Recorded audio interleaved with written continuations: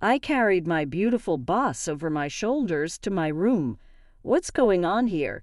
The next morning, nursing a hangover and holding her temples, my boss rose from the bed. She glared at me and waited for an answer.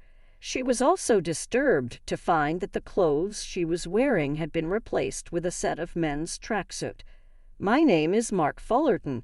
I'm 27 years old and work in the advertising department of a consumer goods company. I'm kind-hearted, or rather, I often struggle with not being able to say no firmly. I frequently find myself helping out with tasks at work that aren't my responsibility. Mark, you're just the person I was looking for. Could you prepare this report for me? When a colleague puts it that way, even if my own tasks are piling up, I usually reply, "Yeah, sure. I'm a soft-spoken guy, so I guess it's easy to ask me for favors. I don't mind being relied upon. However, I often prioritize others' requests too much and sometimes end up overwhelmed. You should finish your own work before helping others. That's just common sense.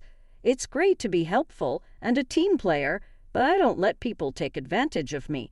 My boss, Jessica Thomas, always sternly advises me. Every time I report that my own work is behind schedule, I am deservingly reprimanded. However, strict in her tone, Jessica is a compassionate person who always comes to the rescue when needed. It can't be helped. I'll help you out, so bring me half of it. Thanks to her, I manage to meet deadlines and balance my tasks and the ones my colleagues dump on me. She takes care of her struggling team members, grumbling but still helping us out all the same. There's such a thing as being too nice, she always tells me. But fundamentally, I think she is no different. If I'm the first person my colleagues run to for help with work, then Jessica is their last resort. Well-regarded, beautiful, kind, and cheerful, she is beloved by everyone. By the way, Mark, have you been eating properly? You seem to have lost weight again. She always keeps an eye on her team, even caring about their health. Naturally, many male colleagues harbor feelings for her. However, a while back at a drinking party, Jessica revealed she had a boyfriend, which came as a shock to many male colleagues, myself included. I've actually got a boyfriend. Recently, having a fulfilling private life really boosts my motivation at work, she said, watching her radiant smile as she happily shared this. I realized I had unconsciously developed feelings for her. Realizing my feelings coincided with the heartbreak of knowing she was taken. Since I hadn't been aware of it myself, there was no way I'd talk about these feelings to others.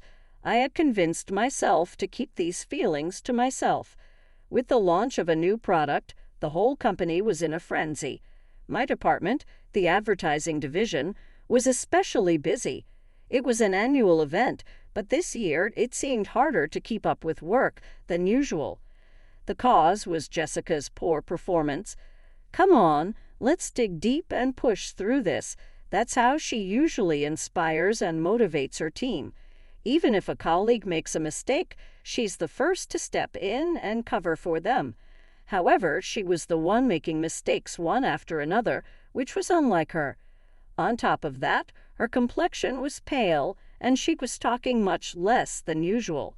I found Jessica distracted when questioned about this issue.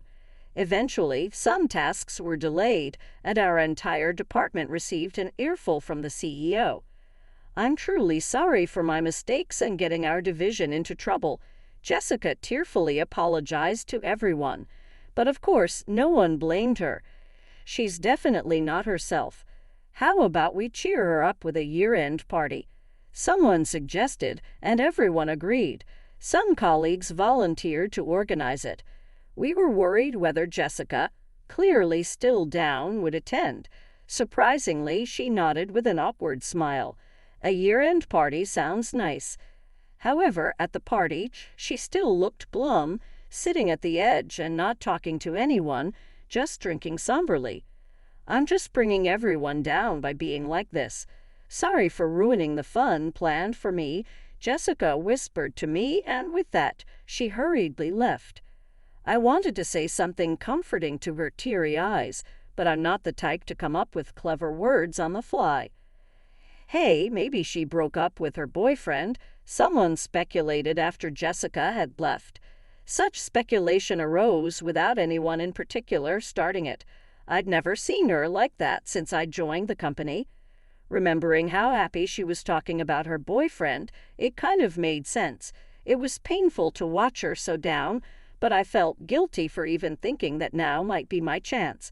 The gathering ended awkwardly, and everyone just dispersed. I also made my way home, and just as I was approaching my apartment building, it was then at the trash dumping area I stumbled upon a shocking scene. Jessica was slumped over the garbage, completely drunk. "Jessica, what are you doing here? Are you okay?" I called out to her, but she could barely open her heavy eyelids. She was in no state to be left alone. After tapping her shoulder and calling her several times, she finally responded, "Just let me sleep a bit more." The name Henry stabbed me like a knife. I thought probably her boyfriend. The throbbing pain in my chest made me realize I still had feelings for her. Up close, Jessica looked truly beautiful. Even her flushed cheeks were adorable. But soon her face paled, and she seemed nauseous. I ended up carrying her over my shoulder to my room. What's going on here? The next morning, suffering from a hangover or maybe just a headache, she pressed her temples, but managed to get out of bed, glaring at me as I lay on the couch. She was upset to find herself wearing a men's tracksuit instead of her attire from the night before. I calmed down Jessica, who was starting to panic, and explained what happened last night. I couldn't just leave her in that state, so I brought her to my room. Jessica had vomited at my apartment's entrance, and her suit got dirty, so I changed her clothes while trying my best not to look. I wiped the suit with a damp towel, but it might be better to send it for cleaning. Oh, and just so you know, those sweatpants are clean. Hearing the circumstances, Jessica hurriedly apologized. "I'm terribly sorry for the inconvenience I've caused you, Mark. Thank you so much for looking out for me," she said apologetically. With her hair in a mess and her makeup smeared, she looked far from her usual perfect self at the office. But somehow she was adorable. After expressing her apologies and gratitude, she looked around my small studio apartment with a kitchen. Seeing the overflowing garbage bags of takeaway fast food, she sighed. "As I thought, you really haven't been eating properly. As an apology for the inconvenience I've caused, I'll make you a meal today." I was concerned about her condition and tried to decline, but she wouldn't hear of it. The meal she quickly whipped up with whatever was in the fridge was incredibly delicious. Seeing how much I enjoyed her cooking seemed to please her. "If you're that happy, I'll cook for you again," she said happily. However, perhaps because she had been out in the cold for some time last night, she seemed to display symptoms of a cold. The headache she had when she woke up might have been partly due to a hangover, but then she gradually started to feel chills. "Fortunately, it's the weekend. It's a bit cramped here, but would you like to stay a little longer, just until you feel better?" I offered. I couldn't just send her back in her condition. "I owe you big time for all the trouble I'm putting you through. Thank you so much for offering," she said apologetically, but also accepted my offer. Then I went to the supermarket to pick up some essentials and vitamin drinks for her. By the next day, she had recovered. "I feel like I've had a good rest for the first time in a while. Thanks to you, Mark," she smiled warmly before leaving my unit. The next day at work, in an empty break room, Jessica approached me. "I owe you a lot for all the help you've given me, so I want to thank you." "What would you like?" she asked, flashing her usual perfect smile. "If it's not too much trouble, I'd like to have your cooking again," I replied. Her eyes lit up, and there was a huge smile plastered on her face. "Of course, I'd be happy to," she said. From then on, she would come over on weekends to cook. "Your place is surprisingly comfy," she would say.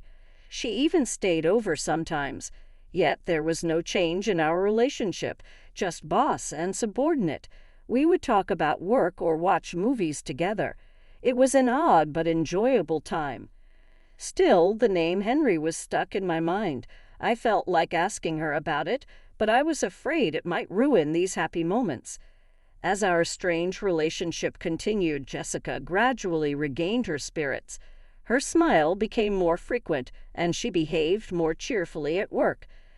Jessica seems to be back to her old self lately. Could it be she got back together with her boyfriend? I overheard my colleagues whispering rumors and saw the downcast male employees. I couldn't help but feel a bit of superiority.